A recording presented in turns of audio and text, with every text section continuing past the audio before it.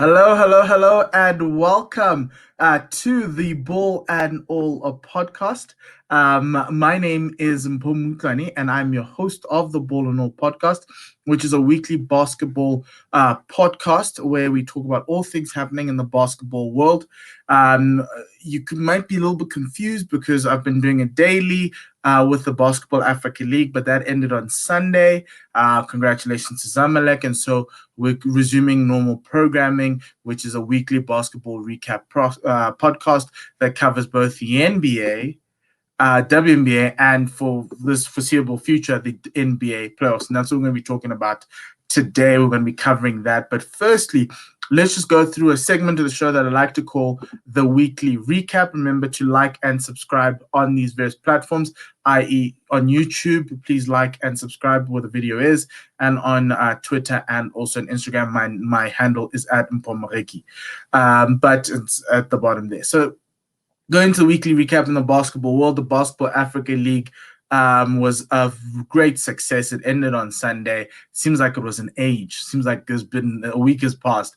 But Zamalek were crowned the eventual champions against US Monastir. They were a very good game of basketball, and Zamalek were worthy champions. The best defensive team in the tournament won. So that was a good thing. If you're living under a rock, you missed out on a great African basketball. Then the WNBA, since last we spoke in the Ball and All podcast, WNBA had started. It's been 2 weeks in. There are a couple of surprises which we'll be talking about later on in the show. The liberty of playing really well. Sabrina Ionescu is looking great without her, with her coming back from injury. The Connecticut Sun are surprising us. The LA Sparks, I'll talk about them towards the back, and they're really struggling. So too are one of my early favorites being the Minnesota Lynx. They are struggling too. It seems like there's a whole lot of health and availability that's going on in the league, and the teams that are very healthy and available are playing quite well. There's the teams who are waiting on players to come back from European season, as it's been a truncated season with COVID and everything else, and we've had to shift the dates also with the Olympic Games. So the WNBA teams are some of those. If you're still waiting for European players or you've got injuries, you're probably there at the bottom, like the 2019 champions, the Washington Mystics, who are having a very bad season without Emma Messerman and Elena Delle Donne. And then looking at the the NBA, the playoffs started at round one this week. Teams have been 11. All the East round one fixtures have been finished, and now you're looking into round two where the matchups have been set. The thing about it is that, and one of the key things, is that the young stars have come through.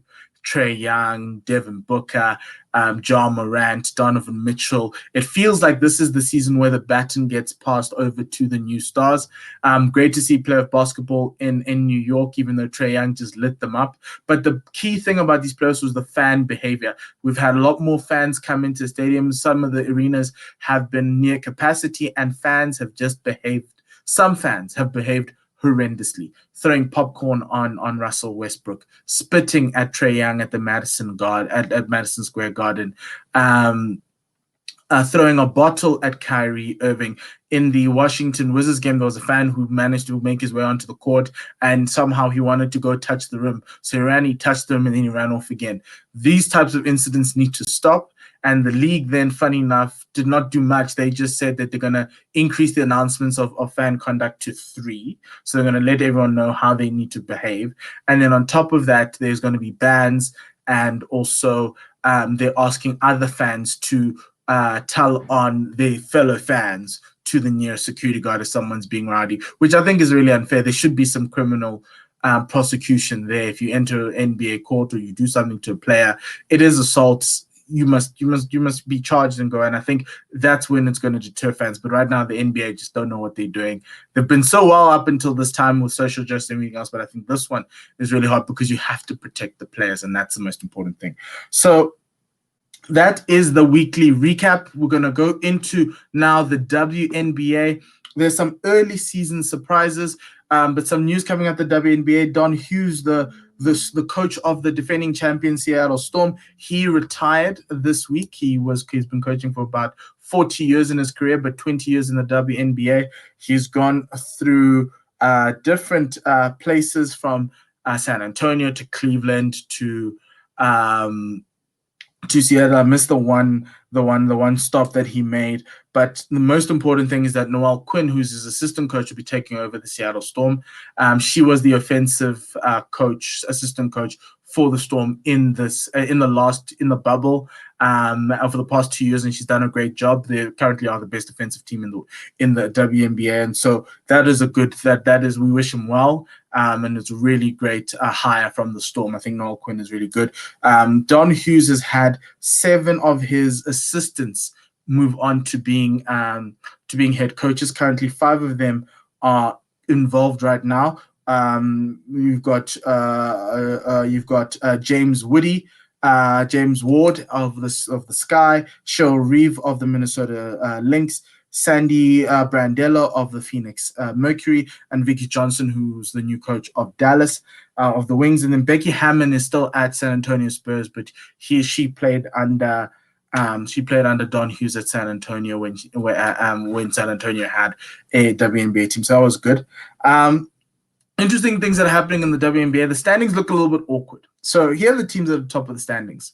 And I say a little bit awkward because I didn't expect these teams to be there. And I'll tell you which teams I didn't expect. So at 1, obviously, you've got the Storm, the Seattle Storm. They've won 6 games and lost 1. In second position, the Connecticut Sun with a 7-2 record in the East, the number 1 team in the East, followed by the New York Liberty, who are with a 5-2 record, and the Atlanta Dream with a 4-2 record in the East. The Aces are 5th in the standings with a 5-3 record in the West, the second best team in the West, with the Phoenix Mercury, then the Sparks, and then the Mystics in 8th. And then the Wings, the Sky, the Lynx, and the Fever in that order. And the surprise for me has been the Sun and the Liberty. The Sun have the best defense in the WNBA. Jonquel Jones is the player of the month, and she's done an incredible job putting down some really proper numbers for this team. She was the player of the month in the East. She put up 20 points and 10 rebounds with 3 assists. She's really stepped up for this Connecticut team, and it's something to watch. A really good team to watch, and that's something that surprised me because I didn't think they'd have enough to get them into the playoffs, but they are looking like an early favorite coming out of the East. The great thing about the Liberty is that Sabrina Ionescu has help. But Betnaja Laney, who is she was the player of the week this week. She's such a great asset to the Liberty. 22.3 points at a 51% field goal percentage. She also shoots threes at 48%, which is one of the highest in the league. And that's really helpful because it's making the New York market think again that they could have another playoff team. So far, the 2 men's basketball teams are in the playoffs, and then now this Liberty team, if they can continue this, could do well. The acquisitions of Sammy Whitlock has been really good, and she's one of the best 3-point shooters in the league. And so those are the type of things that are really are pushing that New York team moving forward. And then the Atlanta Dream, and similar to those 3 teams, the 2 teams I've named, I thought they'd be at the bottom of the bracket, but they are really playing some really good offense. Courtney Williams has done an incredible job. She had a go-ahead 3 to win the game, I think a couple of days ago, and she's averaging 19.5 points. Kennedy Carter is averaging 15.7 points. And so that's a really good thing that's happening with the Atlanta Dream there. Hopefully these 3 teams can hold it up. One of the reasons why I think they can is that, as I spoke earlier on, the Mystics, who are the 2019 champions, are really struggling. Maisha Hines-Allen's come back from Europe. She's still trying to get her feet. Elena Deladon had just had back surgery, so she's probably out for a very long period.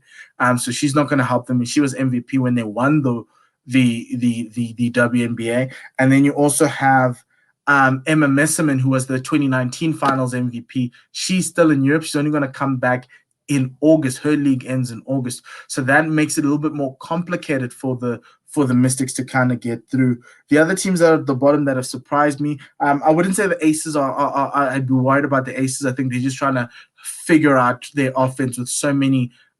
You've got obviously Aja Wilson. You've got Liz Cambage.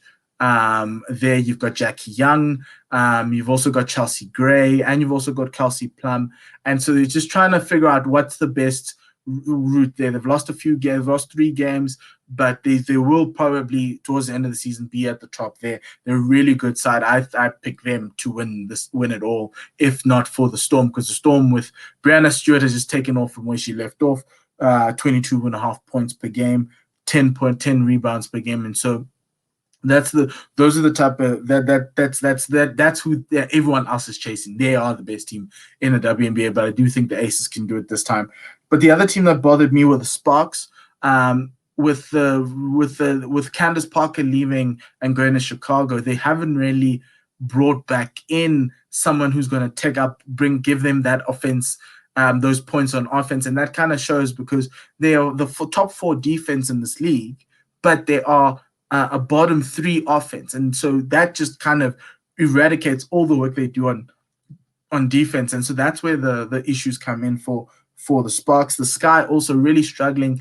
Candace Parker's been out; she's only been able to play 1 game, and they're not shooting well. And I think that's the thing with the Sky is that and Ali Quigley is out, and so they're really trying to make it work with what they have, and it hasn't worked out quite well.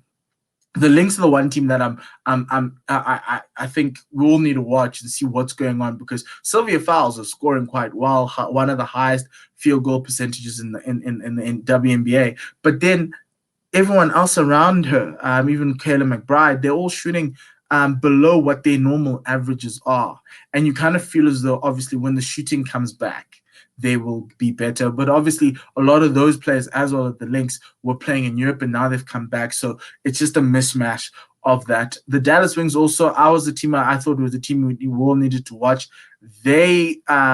They only beat the Sparks. Everyone else they don't beat, and that's just why this is weird, but they do. I think they match up well with the Sparks because here's the thing: the Dallas Wings are the second best offensive team in the league. Arika Ogunbowale is doing an incredible job there. I think scoring, and so they're trying to figure out how they're going to bring in their number 1 and number 2, picks in the draft. Awaka has only played a few games. Collier, who is the number 1 pick in the draft, she's played, still trying to get a feel of the league. But obviously Satu Sabali coming back from Europe, she still needs time to get into this team. So I think that's the one thing about the WNBA that we need to necessarily look out for. But to watch, I think the Wings will be better. And then these teams will play better. I think the teams in the bottom half will play better and try and catch. The 2 teams that I think are looking for the better odds in the draft are the Indiana Fever. I think they're just not hitting their straps at all, and that's problematic. But I think they will, because I don't see them. I think they're just going to struggle this year. But I do think that they'll get it right somewhere along the line. They're struggling to put up offense, and I think that's the big thing. But for some games to look out for, in the week, you've got the Aces taking on the Liberty tonight or tomorrow morning if you're in South Africa. There's some Commissioner Cup games as well. And that's obviously going to be the mid-season tournament that's going to be happening. The Wings take on the Storm, which I think is going to be quite tasty on Friday. But over the weekend, you've got the Sky taking on the LA Sparks. Hopefully Candace Parker will be able to play then for the Chicago Sky. Just having a look at some of the games. The Seattle Storm taking on the Atlanta Dream. That's going to be quite interesting for the Atlanta Dream to see how they match up with the champions, and I think that's something that we need to watch. I think they're a very exciting team. The Liberty and the Dream have the highest pace in the league, so they push the ball, which is something that's pretty great to see.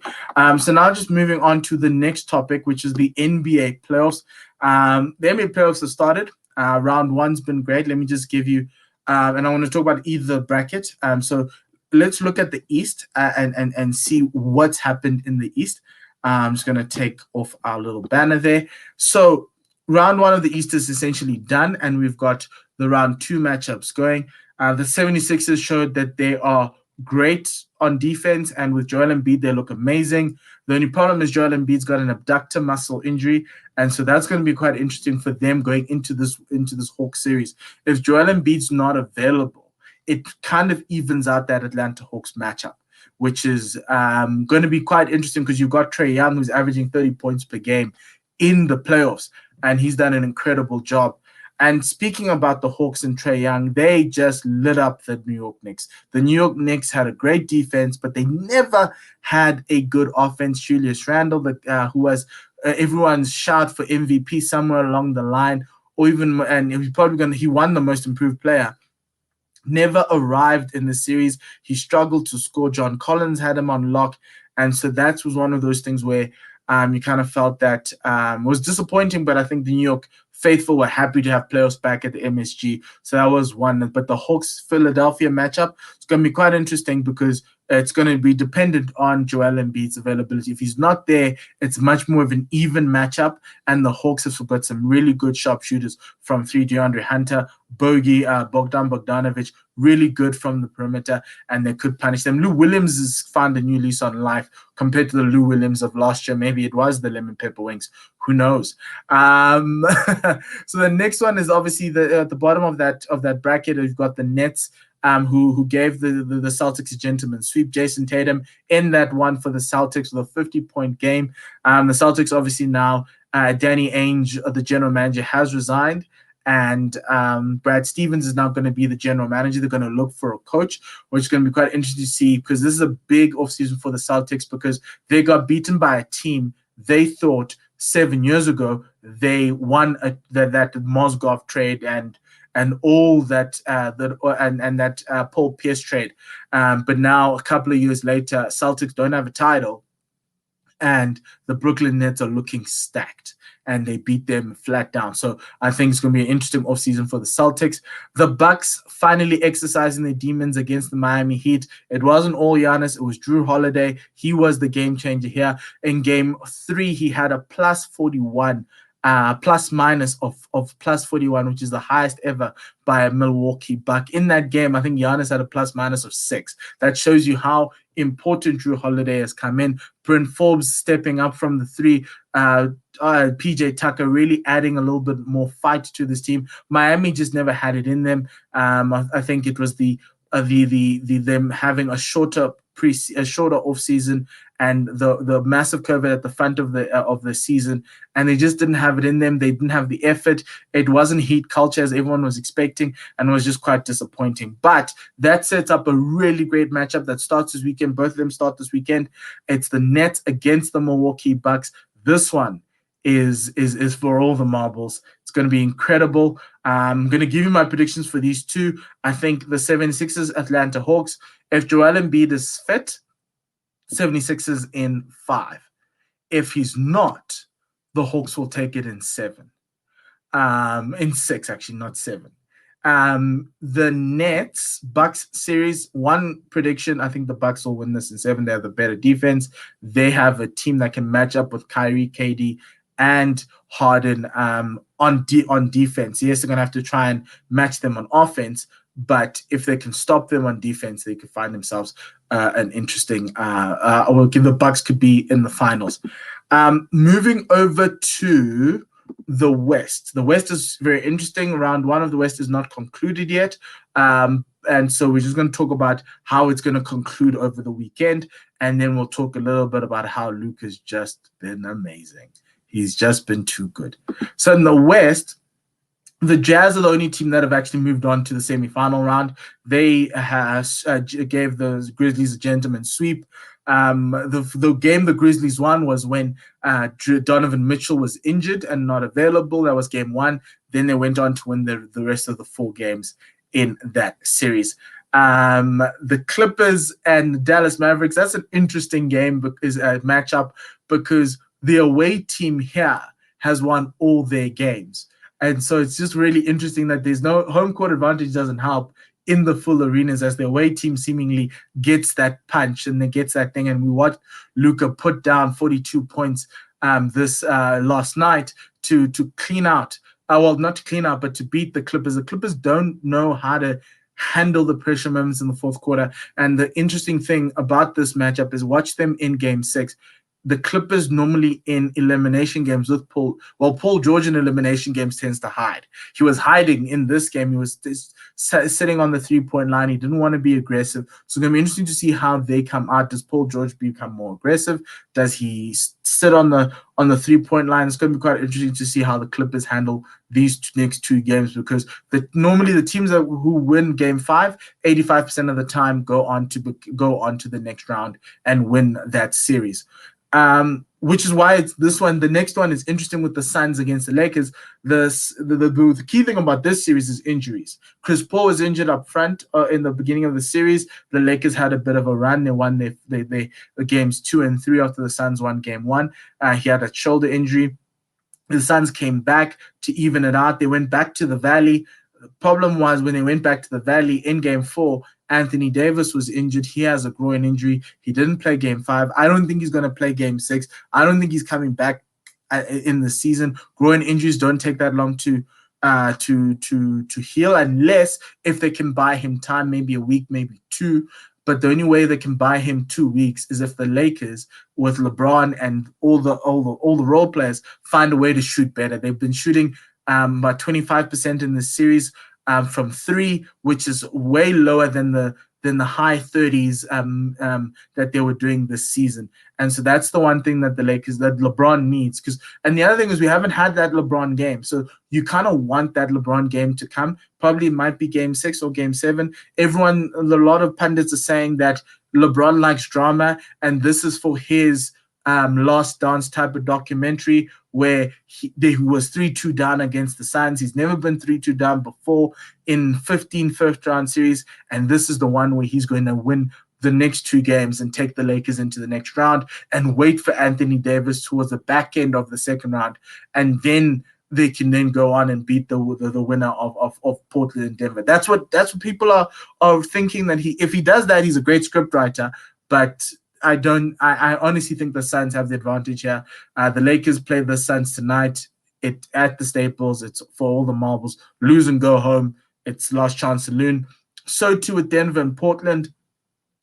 Damian Lillard in Game 5 gave us a masterpiece. 55 points. He only missed 7 field goals. The problem with that was that it was in a losing cause. It went to double overtime. There was 6 points down with like 2 minutes to go in the first overtime period, 9 points down, and Dame brought them back. The Nuggets don't have an answer for Dame, but they're big. I think the thing that's differentiating this series is that everyone else around Dame isn't scoring that well, and somehow the Nuggets are getting points from Will Barton. They get points from guys that they necessarily never expected, and I think that's a key thing. They've got and Jokic is managing to get Nurkic off the floor, which is a massive issue for the Portland Trail Blazers, and that's one of the reasons why I think Denver will come through. I think the teams who are 3-2 right now will go on into the next round. But next week we'll talk about round 2, and I'll give you my predictions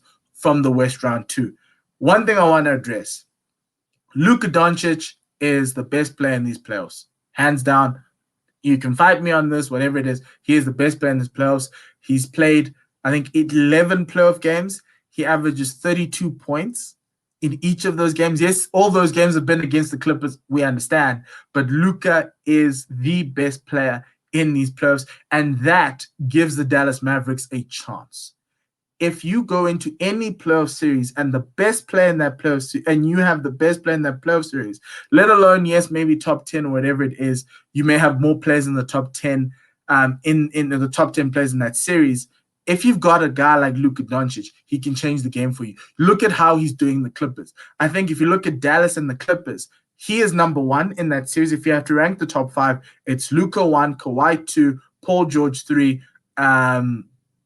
4, you can look at possibly Tim Hardaway Jr., and 5, and I think this is where the Clippers kind of fall off. You could say Serge Ibaka, but he's been injured. You could say Nick Batum, because he's done a great job. But that one, you can also bring in Dorian Finney-Smith. You can bring in KP. But the Clippers have a much better roster than the Mavs. But Luke has been the difference in this series, and that's what he brings, and that's what in all of these series, these young players like Trae Young was the difference in that series. Without Trae Young, New York Knicks go through. But Trae Young is the difference. It was the difference there. If you look at Devin Booker is also averaging close to 30 points per game in that Lakers Suns series. AD's out. AD would have been the best player in that series. He's out. LeBron's injured. LeBron at 100% would have been the best player in that series, but the best player in the Lakers Suns series is Devin Booker, and he's stepping up. And I think Luka Doncic, if they can get through the Clippers, Luka has the Mavericks could go and do what they did in 2011. The only problem is in the East, if they come up against that three-man lineup in the Nets, I don't know how that can help them out. But Luka would have gotten them, given them enough of a chance to try and take it through. The way the Clippers are defending him is just unbelievably bad. They don't fight through screens. They always like to switch, and switching then gives Luka the better matchup defensively, and he's just been able to dictate whatever he wants to do on the floor. And I think he'll be able to do that even if they play the Utah Jazz in the next series and whoever they play in the West Finals. But the problem obviously would be whoever comes out of the East. I think he might struggle if it's a Milwaukee or a Nets. I think against the Philadelphia 76ers, it would be very interesting to see how Luka matches up with them, especially with Joel Embiid's injury, and also, but the defense of Philadelphia is much better than the Clippers. And I think the East, if the Lakers don't make it through, the East will have the better defensive teams coming out in these playoffs, and that's something that needs to look at. But that's enough from me. That's the end of the NBA of the Ball and All podcast. Thank you very much for watching and listening. Please do like, subscribe, and do everything on the social media platforms. You can also follow me. So until next week, we're on the Ball and All podcast. My name is Mpho, and have a good night. Goodbye, and lesale kakagiso.